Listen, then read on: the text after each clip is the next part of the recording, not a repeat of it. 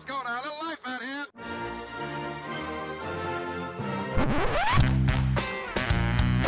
What the hell's going on out here? Hey, what about that now?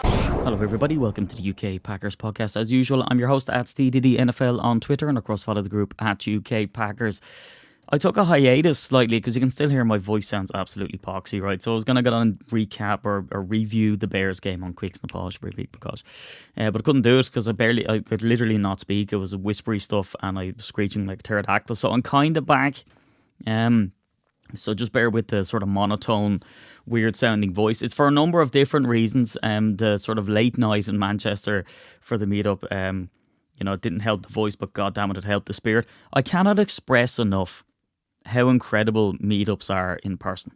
If you have not been to one of our meetups, I strongly advise it, as I'm sure every single participant did for that Manchester meetup. There's something about being in a room full of fellow cheeseheads.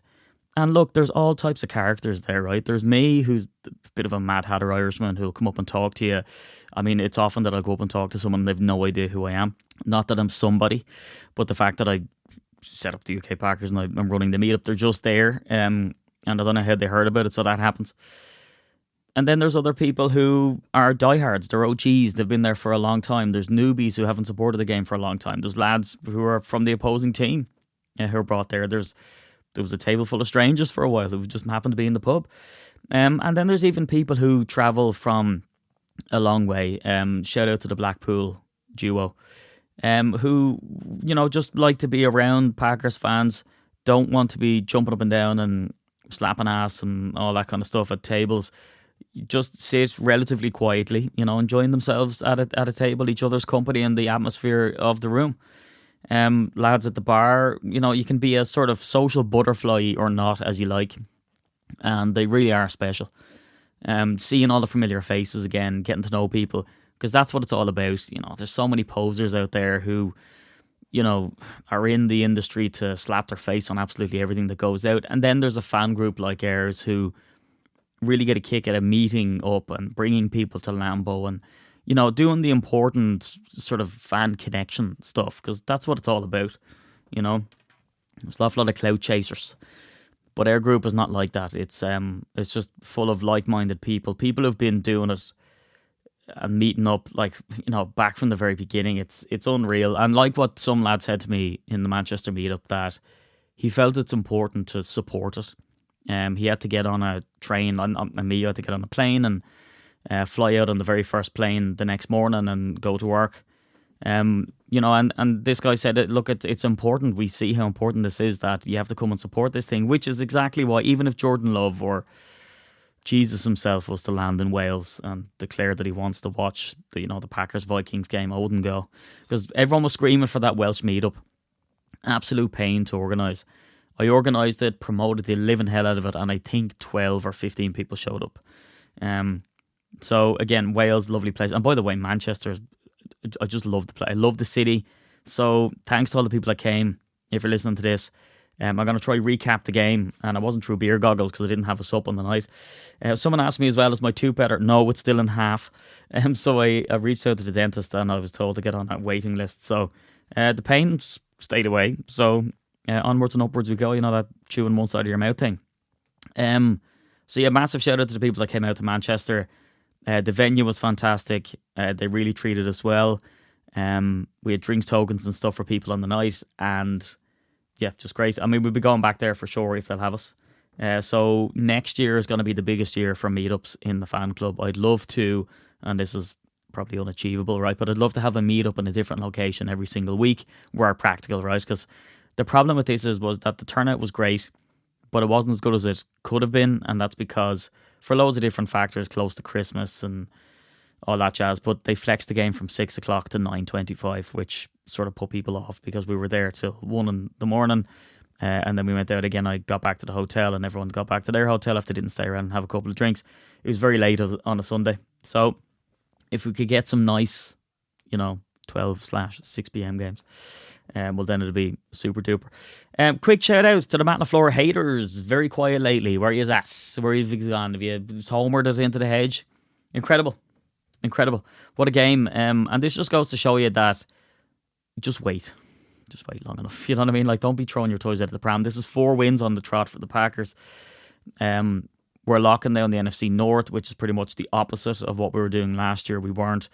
And the play calling, it sort of, you know, but it's one of those things that if you get up close to something and you're painting, you know, those guys who draw upside down on those talent shows and then they flip the canvas and you see that it's there and you sort of realise what the game plan is. That, look, you just have to normalise some things. Matt LaFleur is a run-first offensive coach. He's getting players back healthy. Josh Jacobs has got healthier after his injury. Jaden Reed was back in the game, and he made a massive impact. And I'm surprised when you looked at the numbers. 2 rushing attempts for 22, which was decent, long of 15. And then you look at receiving, and it was 4 receptions, but 4 targets, so pulled in 100%. And an awful of those were in pivotal moments. In fact, they went to him very early when the Packers came out for this game. So, you know, it's like that thing. If you're to look purely at stats, you really don't see the bigger picture. So, and the other thing to mention as well is, like, look, this team has not been blown out. People would like you to believe that, you know, the Packers got absolutely smashed by teams and LaFleur was bad. So we lost against the Browns, 13-10. They had the best defense in the NFL. Lost against the Panthers, which I said ad nauseum now, that was just a really bad game. For the Packers, there was no excuse for it. They weren't up for it. They lost 16-3. So again, lost by 3 points. And then the loss against the Eagles, which we were at, lost by 3 points. That game was 10-7. And like in both of those games, when your defense holds the opposing offense to that score, it's criminal for your offense to be doing it. But we understand the reasons, you know, people being injured. But now that we see, you know, players coming back into it and the ball being spread around a lot, the Packers are getting offensive success. And again, like, I would proffer that not even playing to their full potential. There was times where there was, you know, drop passes or, you know, like that Jordan Love interception, for instance, was just bananas. It didn't make any sense. It was a badly thrown ball and a bad decision. It almost feels to me, and I don't know if this has been confirmed or not, because like I tell you, I don't listen to other podcasts or read other stuff. I like to trust my own opinion and look into the stats by and large. I don't know whether he backed out of throwing the pass, but by the time he'd sort of processed it, he'd pulled his hand in and, you know, that was what caused the interception. But I think both interceptions by both teams on the night were quite soft, if I will. There's a backstory, I believe, to the Keyshawn Nixon one where Evan Williams wasn't on Cole Kmet when he should have been, and Nixon spotted it, got back and intercepted it. That's the most impressive part of that play, not the fact that he intercepted it because the ball was thrown straight to him. And in fact, I think by over-focusing on the interception to close out the game on 4th and 1, we really do miss the fact that Enagbare was outstanding on the night. Of course, he, as everyone does, benefits from Micah Parsons and what he's able to do. But to make that run stop, because for a period, particularly in the second half, it looked like we couldn't stop their run at all. I mean, it was chunk yardage, again, even in the first half, where it was 9 yards, 5 yards, 4 yards, 7 yards. You know, so fair play to him on 3rd and 1 to go in and stuff it for no gain, which brought up this pass play, which to call it a pass play to begin with was absolutely bonkeronies. And that's what I sort of think as well, that, you know, the Packers did really well and the Matt LaFleur haters are going to love this, but I think the Bears threw away this game, not actually because Caleb Williams, I think, is a pretty poor quarterback. He seems to make the hard throws when he's on the run and then can't make the simple stuff. But the Bears threw this game away by making just weird, super creative decisions. And then there was times that they looked unstoppable. I mean, Caleb Williams has this knack of escapability. There was one time he vaulted, I believe, his own player who was on the ground at the time and made a play happen. What I will say is, though, those plays aren't sustainable. Sometimes they come down to good fortune. And I think if you were to over-egg it, which the media are, by saying, he's just at a Houdini, you know, this guy just has a knack for... Yes, knacks only last for so long. It's talent and skill and staying in the pocket and eating pressure and reading defenses. They're the stuff that make you a successful quarterback, not that you have just some uncanny knack for. So that will all go away. Caleb Williams is a poor quarterback. His completion percentage is garbaggio. So I thought that this game would be more comfortable than it was. I mean, we went in at the half 14-3. Extrapolate that out. Now again, that Bo Melton touchdown, and I love that as well. Bo Melton's stats on receiving, right? 2 targets, one reception, and that reception was, 45 yards for a touchdown. Yes, it was. Well done, Steve. So, that's just wild. And to score that just before the half, when LaFleur was obviously running down the clock and all that kind of stuff, was a bit bonkers. So extrapolating out the 14-3, it'd be 28-6. And that's the way it should have went, but the Bears came back into it. Bears. And the same weaknesses kind of apply, right? There's the tight end and plays up the middle that we don't seem to be able to protect. They sort of get off the blocks when it comes to the run game. And the thing is, not that this Packers offense is liable, or defense, I should say, is liable to explosive plays as such, but they seem to get into this thing, and I understand it, right? If your defense is gas, and certainly it didn't help the defense that the Packers offense came out in the second half, and what did they do? Go 3 and out, or it was poor anyway. So your defense are out there getting gassed, and there was one drive that the Bears had that was 8.5 minutes long. It's understandable that the defense get gassed, but it just goes to show you can run on this team, you can get success by targeting the big body tight ends, particularly in the middle of the field. But by and large, our DBs do a good job, and that's what I want to talk about, I guess. So look, props to Enigbare for making that run stop, and another man that sort of, it was that big redemption arc was Keyshawn Nixon. 2 penalties on the day, one of them for unsportsmanlike conduct. Both of those penalties obviously ending in first downs for the Bears. And then there was the play that was zinged by Caleb Williams, and it went straight through Keyshawn Nixon's hands to the receiver for a touchdown, which is just nuts. Because Keyshawn Nixon was talking about his interception at the end of the game, and he was saying, I've been trying to get my hands on the ball all game. And I was thinking, well, you did, and you didn't at the same time. Early on, the ball went in and out of your hands, which is just nuts. And look, I see people attributing that to a great throw by Caleb Williams. There's no real excuse for it. I don't think that's a quarterback thing. You cannot zing the ball, not necessarily Aaron Rodgers, but you cannot zing the ball through somebody else's hands, and the receiver comes down. What does it do? Decrease in velocity by the time the receiver. It's just nonsense. So Keyshawn Nixon, and I was saying it on the night, he's good for a couple of silly penalties. He's good for a couple of silly plays. But he's also good for dynamite plays, lockdown plays, plays that, had they not been made, would have been massively impactful. So I'm hot and cold on Keyshawn Nixon. I like him as a person. I think he's a good player most of the time, but he's liable to also give you a kick in the face. Christian Watson, breakout day for Christian Watson. Again, here's a guy who they brought back on a snap count. He's got a torn ACL, and he's coming back stronger than ever. I don't see any let off with his speed, and he shows that if you go man-to-man with Christian Watson and you don't double team him or get safety help, he's going to destroy you. That slant play was just a botched defensive play, and another sort of reason why I'm saying that the Bears threw this game away as much as the Packers won it. But again, you sort of take what the defense give you, and in fact, I believe there was a hand sign from Christian Watson to alert Jordan Love to the fact that this play is on. Ran a slant, and I could have sworn I was looking at Aaron Rodgers, Jordy Nelson, those Packer slants. I remember one vividly, don't know the game, but I know if you look at any sort of highlight reel of Jordy Nelson, you'll see it on it. A slant play, very similar, takes the ball, carves up the defense, and runs down for Christian Watson is absolutely on fire. We knew he was an offensive beast, a player that was undefensible, I was trying to say, and got defense and offense mixed up there for a second.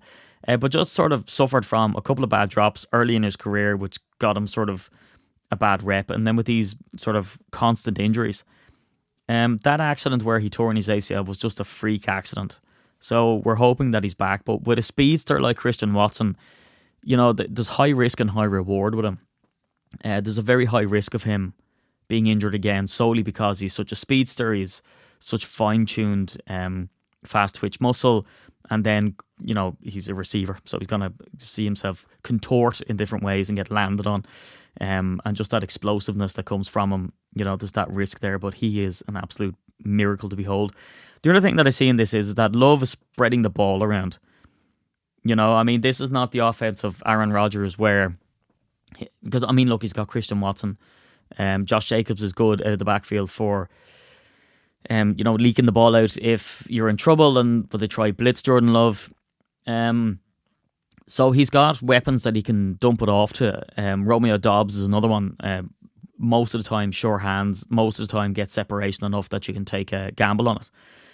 But he gets the ball around to everybody. I mean, Fitzpatrick gets the ball. Wiley, the tight end, gets the ball. I think he got 21 yards, 1 reception, as I'm going to unprofessionally scroll down on my stat sheet here. Yeah, Josh Wiley, 1 reception for 21 yards. No, he should be in the Guinness Book Records for elephant memory. John Fitzpatrick, 2 receptions, 2 targets, 14. Chris Brooks gets 1 for 6 yards. I mean, the ball's being spread around to the open receiver, and that shows maturity from Jordan Love, the game slowing down for him playing the playbook as called, going through his reads.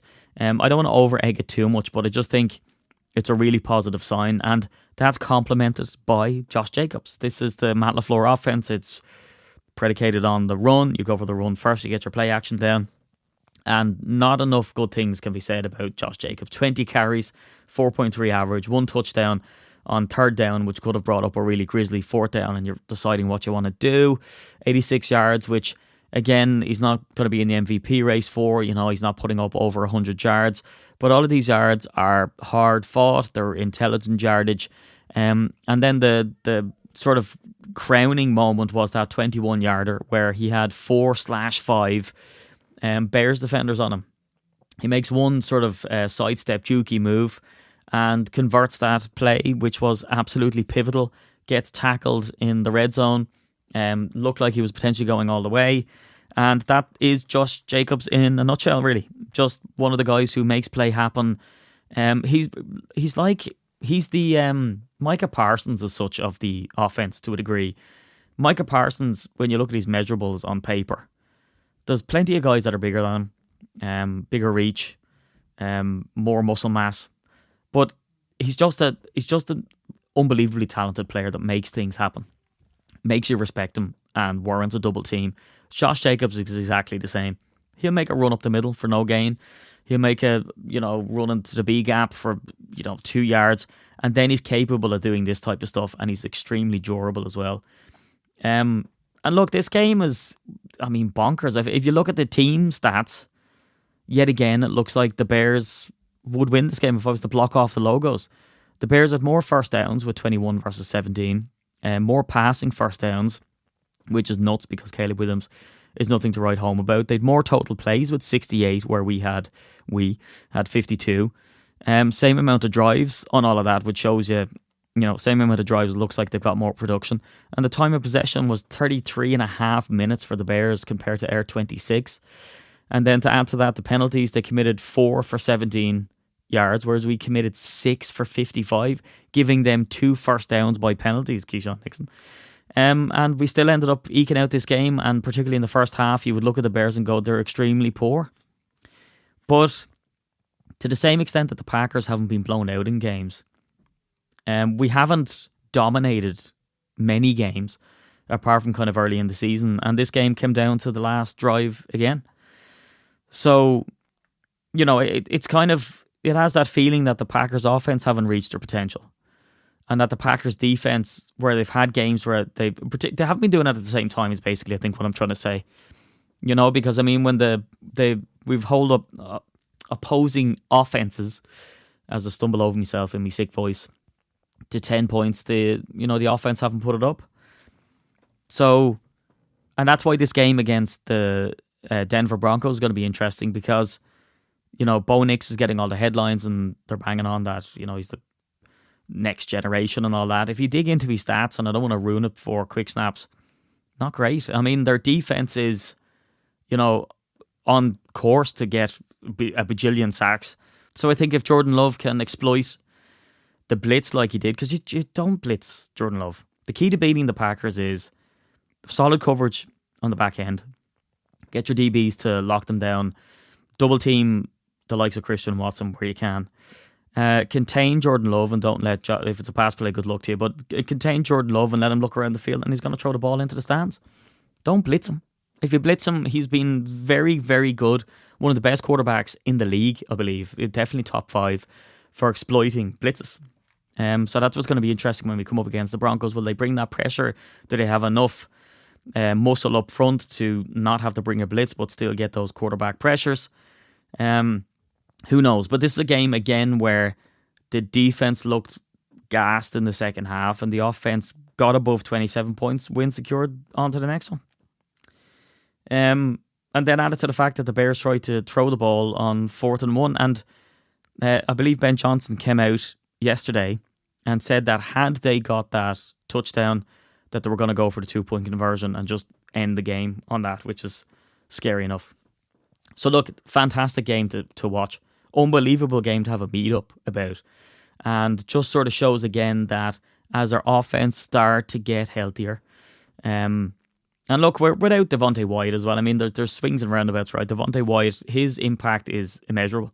I think the penetration that he got into the backfield and also his run-stopping ability is, you can't replace a Devontae Wyatt, and that's kind of what you see happening when the defense do get gassed and they run all over us, because you need that big body of Devontae Wyatt in there. Now, I know they've tried to do stuff to address that, but I don't think you pick up, not that I don't think, you do not pick up someone that can give you even half the production that Devontae Wyatt did. Now, again, I mean, we're not completely inept at that. I mean, we've held running quarterbacks and good running backs to a relatively, if not a low, yardage gained. But, it's still what we have to contend with. So, we're looking at a team who offensively haven't reached the heights that they can, but it's getting better. And we've seen a defense who, on their day, is definitely a championship caliber defense. So anyway, I'm going to end it there. So hopefully the dodgy voice didn't put you off. I'll be back with quick snaps, not unless I get the plague, because surely I can't double up on this. I can't go 2 for on this, can I? We'll be back for quick snaps. But thanks to everybody who came out in Manchester, and make sure you go to the next meetup. But until quick snaps, it's a Go Pack Go, and I see you from me.